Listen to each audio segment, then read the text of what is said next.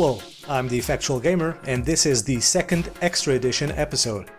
In this series of videos, I want to provide you, the viewer, with the information and facts concerning a single news item which caused enough commotion to merit a video of its own.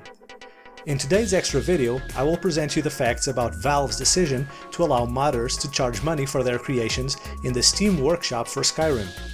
Initially, it seemed like it could potentially be a good idea.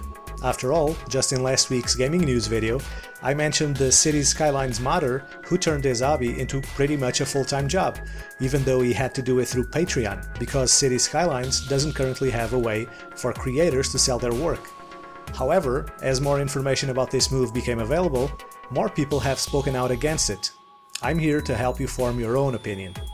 On April 23, Valve and Bethesda announced that the Skyrim workshop, from which gamers can download mods and items for the game, would allow mod creators to charge money for their creations, even though it is not the only source for Skyrim mods, as gamers could also get them for free from sites such as Nexus Mods.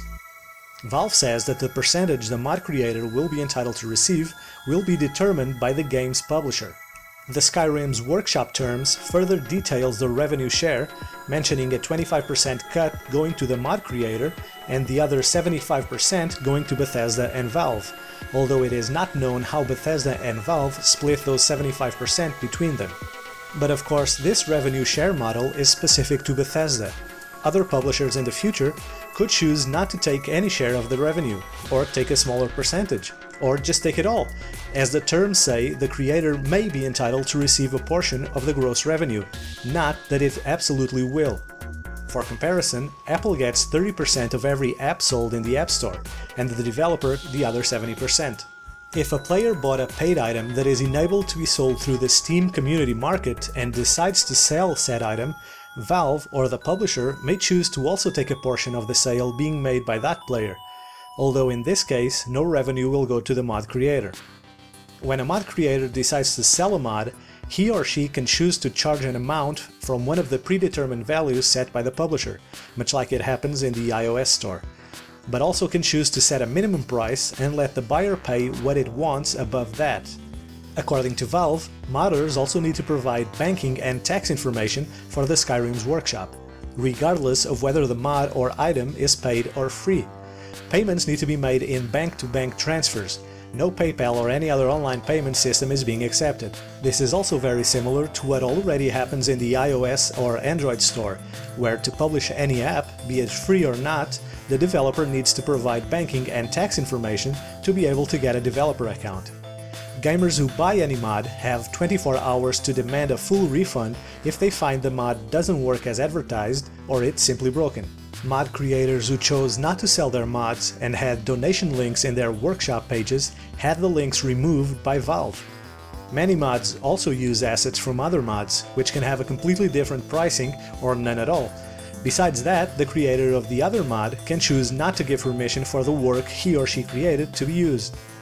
To try and combat this, any paid mod submitted to the workshop will have a 7-day grace period, during which the item will be listed but not available for sale. Of course, this raises another potential problem because it forces mod creators to patrol the workshop looking for potential violations of their own work. And this is precisely what has already happened. The fishing mod Art of Catch, created by modder Chesco, was flagged for copyright infringement because his mod, which is basically a fishing minigame, used an idle animation created by another modder. The creator of said animation, 4, claimed that Chesco hadn't asked for permission to use his animation, and even if he had, making money with mods is against his attitude, as he stated in a conversation in the Steam chat. Even though Chesco stated that the idle animation wasn't absolutely needed for his mod, he decided to completely remove it from the workshop and refund all buyers. In his defense, Chesco stated in a Reddit post that the reason he had for not asking for permission to use his animation was that he was under a non-disclosure agreement from Bethesda and Valve about the launch of the paid mod service. Also, Chesco had talked with a Valve representative about this issue before it happened, and although the representative did tell him he wasn't a lawyer and he should consult one if he wasn't sure, that he had talked to a Valve lawyer who had told him that it wasn't a problem for a paid mod to depend on a free mod. But he didn't mention anything about unauthorized uses of other mods.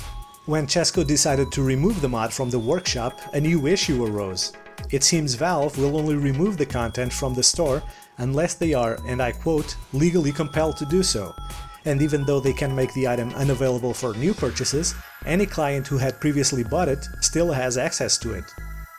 Because of this, and also the apparent spam and attack messages he was receiving on Steam, Chesko decided to leave the workshop altogether. In the wake of this entire situation, lots of fake protest mods flooded the workshop, like for example the extra apple mod, priced at $30. This mod simply adds a single apple to the counter in the Bernard Mare Inn.